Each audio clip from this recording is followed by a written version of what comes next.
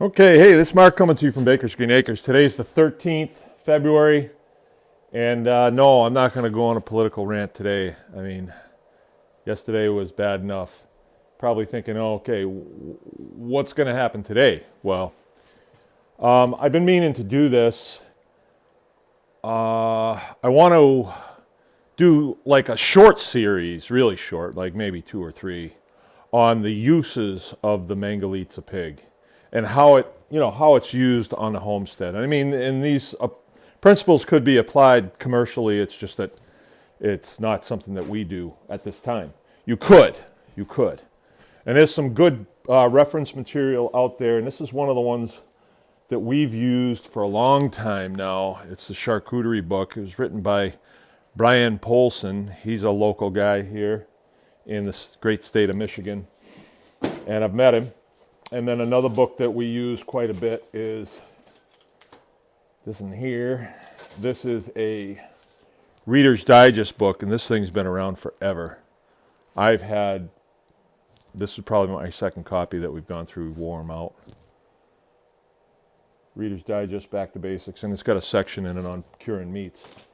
And for the homesteader, it makes total sense because, like for instance, take these chunks of meat right here. This represents 2.5 pigs that we did, and there's a couple legs hanging over there, and a couple over here.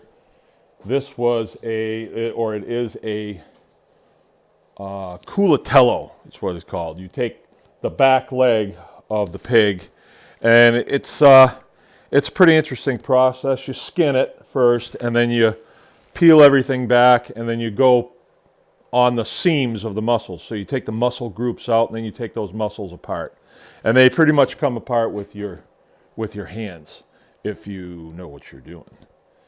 And then that piece of meat, like this culatello here, was salted, sea salt, and then hung up. And we don't use the shop much in the wintertime. After November time frame, I think these guys were done early December. We don't use the shop hardly at all. We just come in here to wash things, or, for the house. Jill will make broth to take up the house and stuff. Anything that's kind of big batches we'll do down here, but we don't process chickens and stuff in the wintertime, so the shop's kind of open. But the one product that I wanted to highlight today is called Coppa. And on a pasture-raised pig, there's a muscle behind the head, right behind the head. That muscle is there on every pig, but it's not necessarily developed. But on a pastured pig, it gets really developed and it gets really big because they're out there digging all the time, and that's the muscle that they use. As I said before, they say that every muscle on the pig's body is connected to its nose, but that would be one of the closest ones to its nose, and they dig a lot. They're always fooling around with the dirt or a fence or something.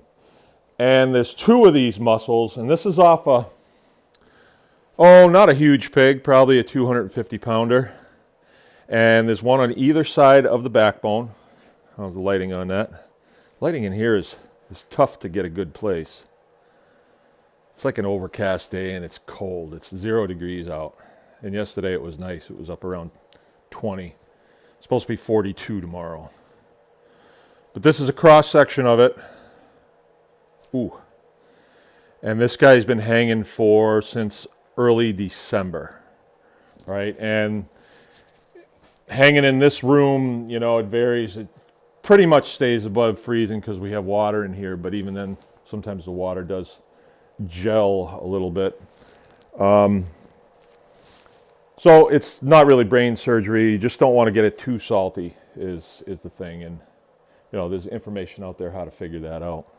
And then these other pieces, these are prosciuttos, right? And this one's a little... Okay, this is a 6 from 16, and then we write down the weight of them when they're hung, and then you weigh them, and that's one way you can kind of gauge when they're kind of done. And that would be if you were going to sell it as a premium deal, but these really are for our home, so they don't get sold. We share them, but we don't sell them. And then this here would be a Soapreceta, and that's just a coarse ground, dry cured sausage. And there was 6 of them here. And that's why I'm in here, because it's 0 degrees out, and I just can't get my fire going this morning. So I came in here, it's like 11. I'm getting a little hungry. So I came in here, and I have a slicer here. And it's got a gauge on here, so you can slice it at any gauge you want. And for me, I like them sliced at about 2.5, whatever that is. And I think it's probably millimeters when I look at these. So there's a slice of Coca-Cola. And that is from the collar muscle on the Mangalitsa pig. Does that look awesome? Well, I can tell you what, it is awesome, and that's why I'm in here. I'm going to get 4 pieces of this, and I'm going to eat 2 of them while I'm standing here. The other 2 I'm going to wrap up and take with me, and that will get my fires going, and it's good stuff too. And let me make a couple more videos and go through some of the ways we use some of the other products. And these are all things that you can do on your farm too. You know, you could raise 3-4 pigs, and you could do this, and you could put away enough food for quite a long time, and you'd be in good shape. But you have to hone your skills and, you know, learn what needs to be done. So let's go through that. This is Mark from Baker's Green Acres. Anyone can farm.